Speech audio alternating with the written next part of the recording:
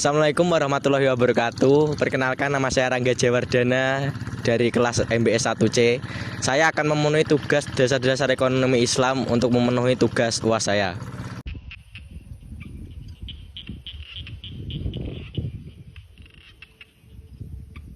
Oke, kali ini saya tertarik membahas materi tentang mata pencaharian di desa ini, yaitu Desa Pelangsari, desa saya sendiri. Di sini mata pencaharian masih bermayoritas di sektor pertanian, karena faktor utamanya adalah masih banyak lahan yang luas yang terbentang di desa ini. Dan saya akan membahasnya pada prinsip makosid syariah.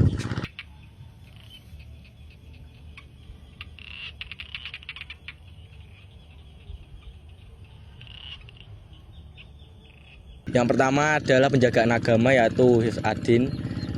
Pertanian adalah sebuah kegiatan yang bisa menjadi ibadah jika dilakukan secara jujur dan tidak curang, karena Allah juga menganjurkan untuk merawat sumber daya alam dan memanfaatkannya secara baik dan tidak berlebihan.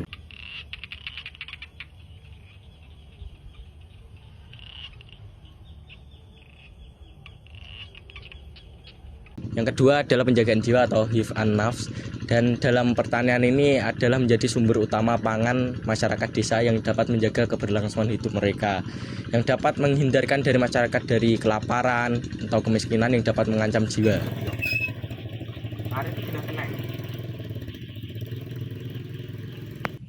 Yang ketiga adalah penjagaan akal, yaitu hifz al-aql. Dalam penjagaan ini, umat Islam mendorong untuk para petani menggunakan teknologi terbaru agar dapat meningkatkan efisiensi dalam pertanian dan dapat meningkatkan efektivitas mereka dalam bertani.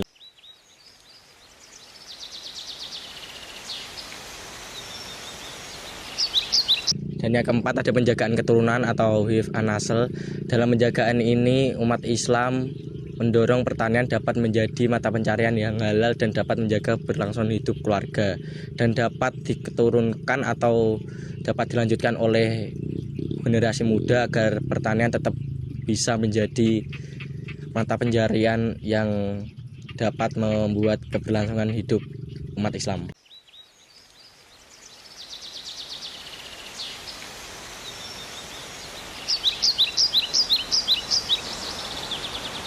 Dan yang terakhir atau yang kelima adalah penjagaan harta, yaitu hifz al-mal. Dalam penjagaan ini, masyarakat desa ini dapat menjadikan pertanian sebagai sumber utama penghasilan mereka dan dapat digunakan untuk meningkatkan kesejahteraan ekonomi mereka. Dan apabila dibarengi dengan koperasi pertanian ataupun itu dapat menjaga harta petani yang ada di desa ini.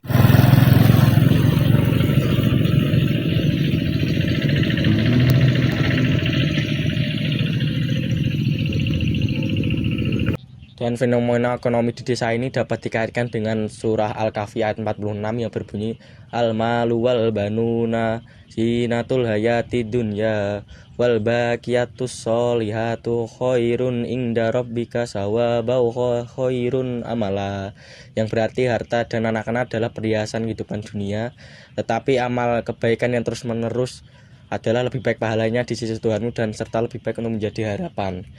Dan dari ayat itu kita bisa dapat menyimpulkan bahwa fenomena ekonomi di desa ini sangat berkaitan, yaitu karena para petani bekerja di sawah untuk menghidupi keluarganya, anaknya, istrinya, dan dapat untuk melanjutkan berlangsungan hidupnya dan sebagai ibadah untuk kepada Allah Subhanahu wa Ta'ala. Dan yang kedua, ayat yang berkaitan dengan fenomena ekonomi di desa ini adalah surah Al-Baqarah ayat 168 yang berbunyi ya ayuhan nasu kulu mimma fil ardi halalan thayyiba wala tattabi'u tuwatis syaiton innahu lakum aduwwum mubin, yang berbunyi hai manusia, makanlah dari makanan yang halal dan baik yang terdapat di bumi, dan janganlah kamu mengikuti langkah-langkah setan, sesungguhnya setan itu adalah musuh nyata bagimu. Dalam ayat ini dijelaskan dengan detail bahwa manusia harus makan dari makanan yang halal, dan persis dengan fenomena ekonomi di desa ini yang mata pencarian di pertanian, yang seharusnya mereka sudah benar-benar melakukannya secara halal dan baik, dan dimakan oleh seluruh masyarakat desa. Oleh karena itu, masyarakat desa di sini seharusnya sudah menjalankan sesuai surah Al-Baqarah ayat 168.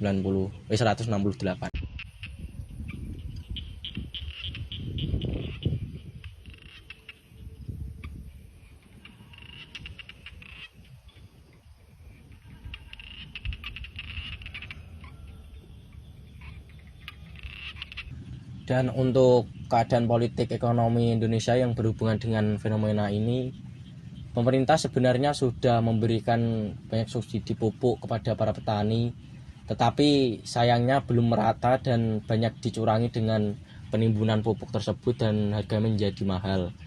Selain itu, pemerintah juga sudah berusaha memberikan teknologi untuk pertanian di Indonesia ini, tetapi sayangnya kurangnya penyuluhan dan pendidikan kepada para petani, dan mereka akhirnya masih menggunakan teknik tradisional karena tidak mengerti teknologi yang diberikan oleh pemerintah tersebut. Dan teknologi tersebut masih banyak yang mahal dan petani memikirkan bahwa lebih baik menggunakan teknik tradisional seperti dahulu saja. Dan itu sangat berpengaruh untuk petani sebenarnya jika mereka bisa menggunakan teknologi tersebut. Tetapi ya itu tidak bisa berkesinambungan dengan pemerintah.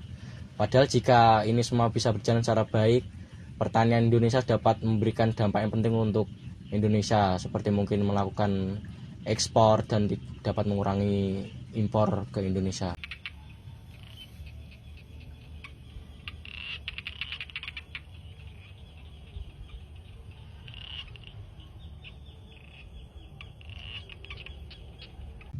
Mungkin itu saja dari saya, kurang lebihnya mohon maaf.